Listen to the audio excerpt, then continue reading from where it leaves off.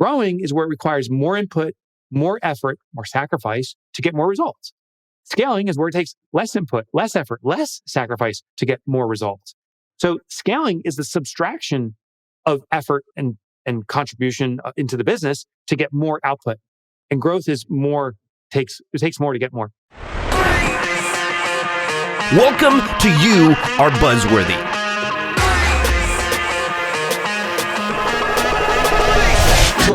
If you don't know who today's guest is, and you're an entrepreneur, you are truly missing out.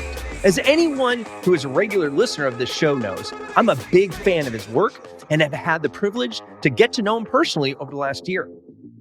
He has had the biggest influence on my personal entrepreneurial experience over the last 4 years than any other author in the space. He's a best-selling author of countless books like Pumpkin Plan, Fix This Next, Get Different, Clockwork, and my personal favorite, Profit First. Yes, our guest today is none other than Mike Michalowicz. And today we are going to talk about a few of the books he has written, how they have inspired him in his own entrepreneur journey, and how they have impacted the reimagination of my own. Let's join the conversation. How are you today? I'm doing well. How you doing, Buzz? Mr. Michael Michalowicz in the studio today, in his regular studio. Welcome to the I am. You Are Buzzworthy podcast. So let me first of all say thanks for having me on your podcast.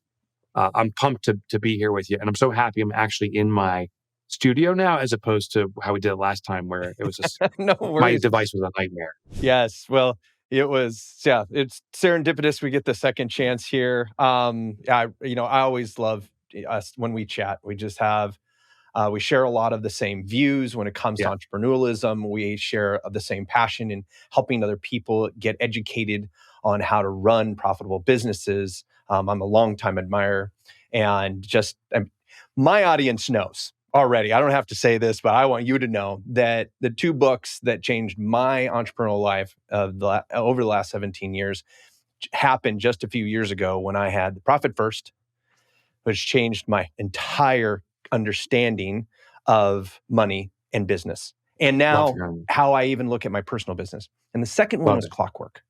Oh, love it. Love Clockwork. Haven't had a chance to do the revise, but I'm doing an EOS of my business. One of my employees told me, "Oh, cool, yeah, great system. Have you've read Traction, right?" I'm like, "No, what's Traction?" They're like, "Dude, you run your business like EOS." I'm like, "Oh, well, let's go check it out." I start reading through. I'm like, "Yeah, I guess I kind of do." So I'm like, "Well, they've got all the cool tools." So I'm like, "All right, give me tools, I'll do it." And it's actually one of the best things is to find what you're already doing successfully and let's amplify it, as opposed to kind of rerouting everything you're doing or having to build from the ground up. It's nice to continue that momentum. Yeah, Gino's book is amazing, Traction. Yes, I'm gonna try to get him on my show as well. So if you can get me an introduction, I would love it. All right, I'll try to work it. I want to congratulate you on Relay and your affiliation with that, because I have been waiting for that type of tool in my banking to automate Profit First. And so you want to give just a quick shout out to your team, to the Relay platform? They are amazing as an organization. I know many of the folks there. And the tool is superb. So just to give a little context, this is a process we've been going through almost 3 years, definitely for almost 3 years of planning it out. I and our team did not want to say to any bank, "Okay, just run Profit First on, you got this." We wanted to find a bank that really understood how to integrate Profit First, how to serve this community. And we dabbled with other banks. We find Relay, we worked on it. They have integrated Profit First fully. So it automates it. You just go to bank. It's a free, no account fees or anything. You just set it up and it does all the transfers for you. You can automate it, can time it. They're actually implementing some second stage stuff that's not coming out yet, but it's really exciting. And so, of course, I have a link if you want to check it out. It's RelayFi, so financial institution, relayfi.com/Mike. There you go. We will make sure we get that same into the for show me. notes as well. I'm going to be a big proponent of it. I know I have sold a lot of your books for you. Thank you. I know Already. you have. I'm waiting for my affiliate check to start coming. No, I'm kidding. But no, we just got our bank to finally get all of everything done. I have 2 companies, and so we'd opened up another company at the beginning of this year, and we had just finally got everything set up. And we're like, oh, there's Relay. I'm like, okay, so we'll wait just because everybody just got settled in, and we did a lot of work to get there because we use Profit First 100%.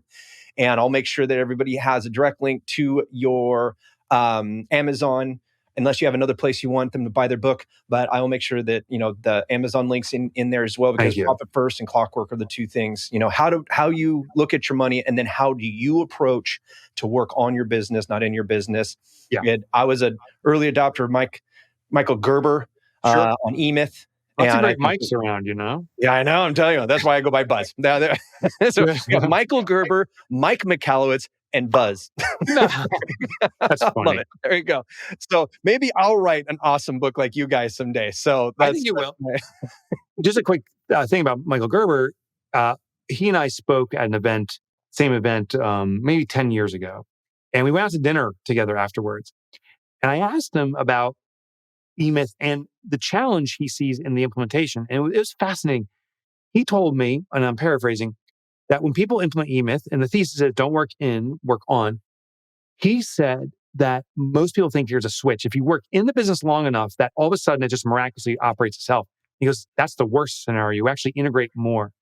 Mm-hmm. So when I wrote Clockwork, I was like, oh, how do I make this a throttle? How do I show the reader the steps to extraction? Mm-hmm. And it won't happen overnight, but you do need to start tomorrow if you want to be out of your business in the next year or so. Mm-hmm. You've got to start peeling yourself out. And that's what Clockwork is about. I call it going from the doing stage of work where you're integrated to ultimately the designing phase, which is the visionary. The visionary versus the implementer, which in Traction talks about that. I know it's like, and I think I'm going to have to put together the essential reading list of Michael Basinski, like Buzz's essential reading list. Oh, I like what that. I look at, because I apply most of what I have read for my business into what I do for my clients in the marketing world, because it's not much different. I mean, each of the departments are kind of little micro businesses, right? And they're vendors of each other and they're clients of each other, within the company. And if we apply what we know about business overall to our individual departments, you can get a lot farther. And Traction does that really well. It says, hey, listen, you're at the visionary level, and this is what your implementer needs to do. And this is what your the folks that are beneath that, and who's responsible for what type of thing. So I really love Clockwork. It was the book that got me the bandwidth, that pushed me to the bandwidth, I should say, because it put a fire under my butt and said, hey, you gave us right at the beginning, you're like, you need it in the next, I think it was like 12 to 18 months, no more than 18. And I had just reinvented my business at that point. And 18 months was right at when I was wanting to take my wife on her dream trip to Peru to see Machu Picchu. Oh, so cool. I did not have the money, nor did I have the bandwidth when I made that commitment. Yeah. We went full concierge for the 3 weeks in Peru, saw Machu Picchu, the sea, everything we wanted to see over a 3-week period, out of my business for almost 4 weeks total, almost to the day at 18 months. And that was because of that book. And so anybody tells me they're really suffering working in their business, it's not as much about the eMyth anymore. Is it about just like, dude, you just need to get your Clockwork on. Be done with Thank you. Yeah. So, I suffered from the same ailment of pure financial loss. I had nothing. Mm-hmm. And, I documented that in my books and how I had to recover and still in the process to taking up the next level. But it was the loss of everything that awoken me to what I call entrepreneurial poverty. Yes. And I thought it was just financial struggles, and that's absolutely one. But there's time struggle. Most entrepreneurs who are stuck in the struggle, and that is actually most entrepreneurs, sacrifice family, friends, personal time. It's all about work. And there's other types of struggle too. There's the soulful struggle where we're impoverished in doing what we hate doing, but we have to do it. Right. So every book I work on is like, what's another form of poverty we're experiencing? And I need to resolve this selfishly for myself, just like you. Like everything you teach in marketing, you're implementing, everything I write is something I've implemented in my business, tested thoroughly, and only when it works do I put it out there. With Clockwork, what I try to find is what's the one thing that cascades all of the other things. And for profit first, it was if you take your profit first, everything else kind of starts falling into alignment. Clockwork, what I found is if the business owner commits to removing themselves, it starts this cascade effect. So if you commit to this 4-week vacation, the reason it's 4 weeks is most businesses touch every single element of the business during these 4-week cycles. We close out every month and so forth. If the owner can be extracted, not available, the business has to run for the 4 weeks on its own, and therefore likely can run into perpetuity. Yes. Now, what happens is when you commit to Peru or wherever you're going to go, and listen, it's not about the vacation as much as it's about the business getting a vacation from you. So you can go to your mom-in-laws if you want. Just get out. What happens is the next morning or then that moment, our mind goes, holy crap, I can't keep doing everything. I need to start thinking strategically and systematizing. So we start focusing on the technology. We maybe bring on contractors or employees or part-timers or whatever it is, but we start assembling it.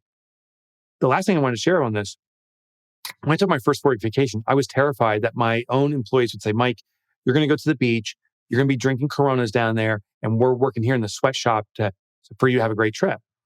The reality was I was leaving the business because I trusted them. I wanted to give them the keys. It's the ultimate form of empowerment. And they saw that. And I simply also stated that. I said, I'm leaving because I trust you. When I came back from the 4-week vacation, I said, how badly do you need me back? Start working right now, or you can take another 4 weeks. And they said, basically, you can take another 4 weeks, but we like you around, but we don't need you anymore. We've never felt so proud of ourselves. And they wanted to show their success. My assistant, over time, stepped into being the president of our company. She operates our company today. Nice. And people stepped up in ways I never anticipated, and they never would have had the opportunity if I kept on blocking them by doing everything. Exactly. Like being there. In my first, one of my biggest failures in entrepreneur was when I had grown my creative agency broke.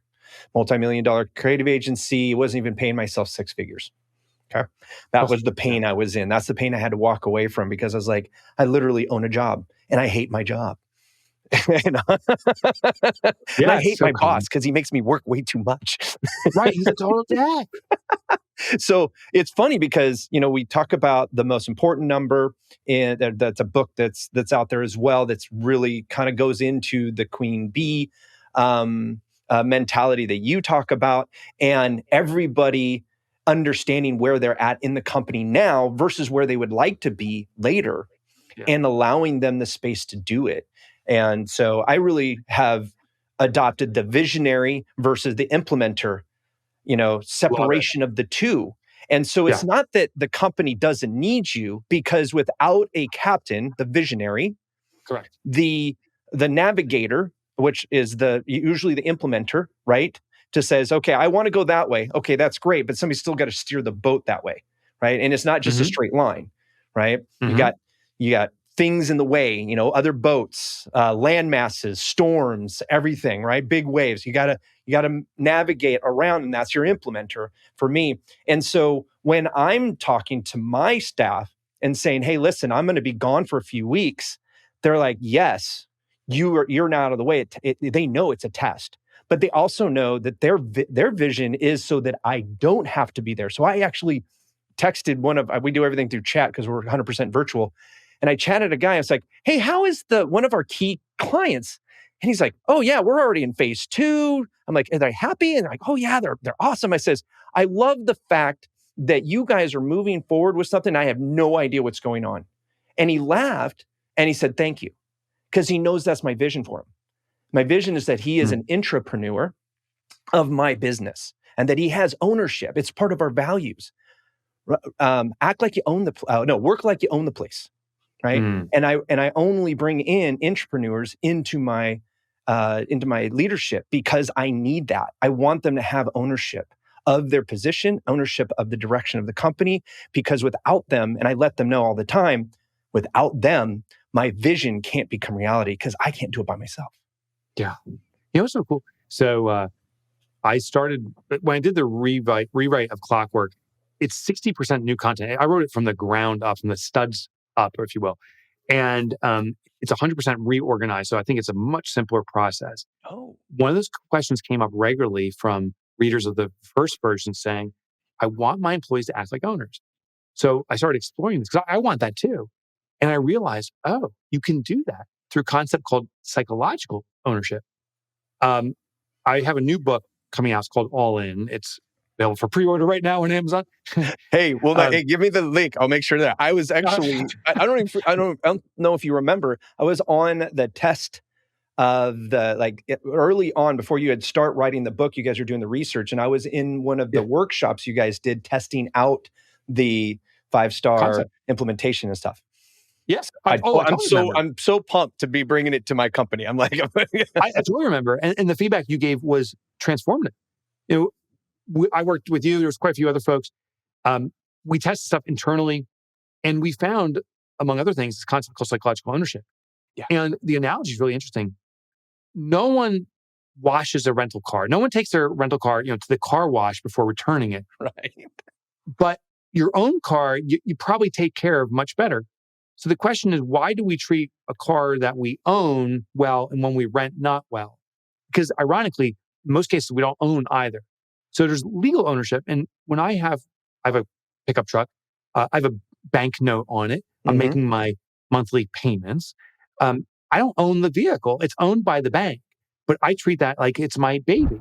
When I go to Hertz and I rent, a car for the day, the second they get through that demilitarized zone of a checkout with, show your license for the 100th time and, the bolts or the nails come down, I peel out as fast as I can. I am punching it. I will accelerate as fast as I can out of green lights. Sometimes I'll do donuts in the parking lot. That's just me, but I abuse it. Here's what happens. When we're assigned responsibility, we usually comply with what we must do, what we know they're going to check on, but then we exploit what is not expected of us.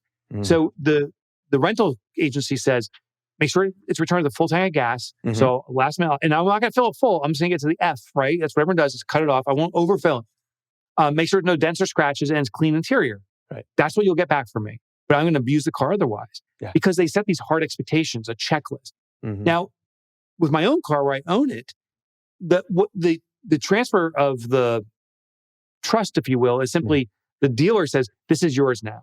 And now I have control over it. There is no expectation that I return with a full tank of gas. It's my baby. I can personalize it too. I can put up the fuzzy dice. What research has identified is that when our employees are given control over something, when they're allowed to personalize something, when they're given intimate knowledge, they know the creaks and the crunches of something, they actually have a greater affinity toward it. So it's ironic, many traditional managers say, do these things and you better comply or you're in trouble. It's a punitive approach. But the best leaders have a communal approach. This is something that belongs to us, our organization, but we carved out a piece that belongs to you. Personalize, express yourself. And by giving that psychological ownership, people start behaving like it is theirs because psychologically it is. And that's when people elevate to the next level. I thought it was fascinating, that behavior.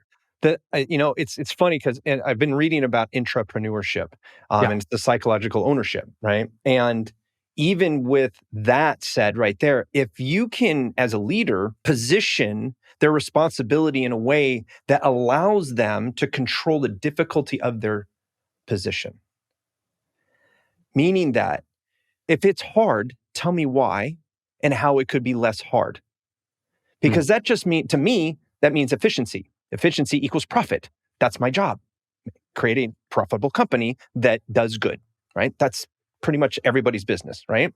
And so when I allow my folks, when we're doing our issues for the EOS now, the issues thing, it's like those issues right there are like, why didn't you love your job last week, right? What are the things precluding you to like being completely giddy to clock in, right? Because everybody in my company, you're not late unless you're late for a meeting, right? There's no clocking and clocking out. You just do your where everybody's virtual and it's like, get it done. Here are the due dates. I don't care when you work, as long as we can get a hold of you during the day in a reasonable amount of time. And other than that, I'm not micromanaging anybody, and I don't let anybody else micromanage the team either, right? So with that said, okay, so I've given you all the parameters to enjoy your business, enjoy your little micro business, if you will, your job, right? Because you're your own boss now.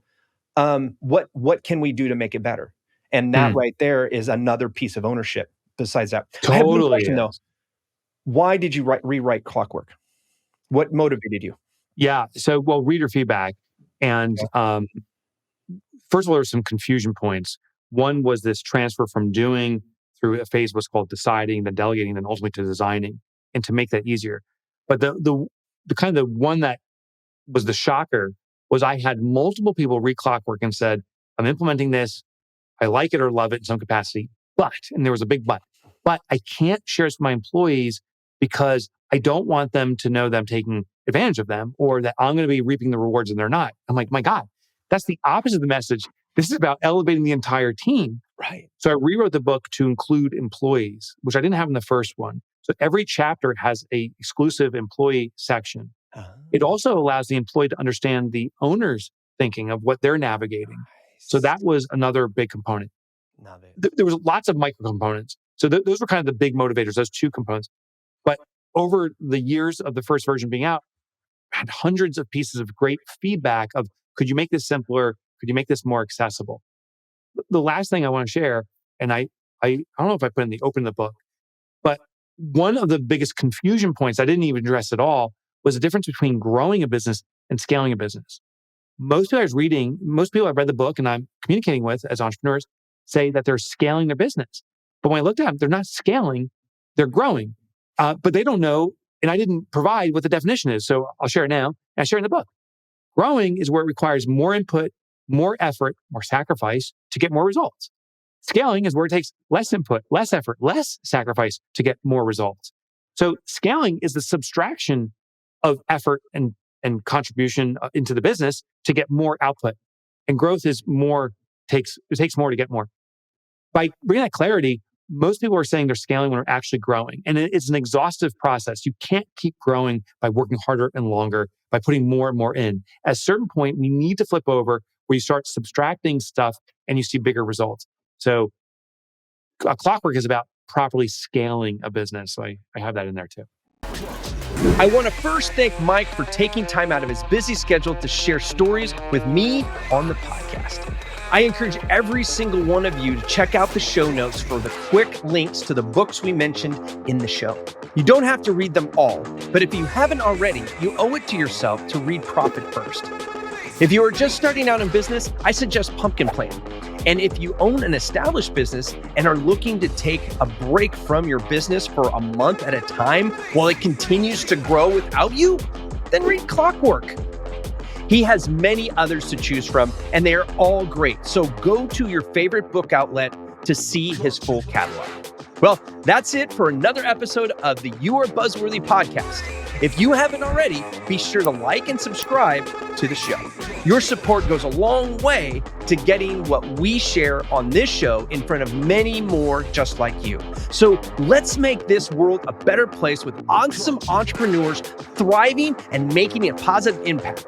And until next time, stay buzzworthy.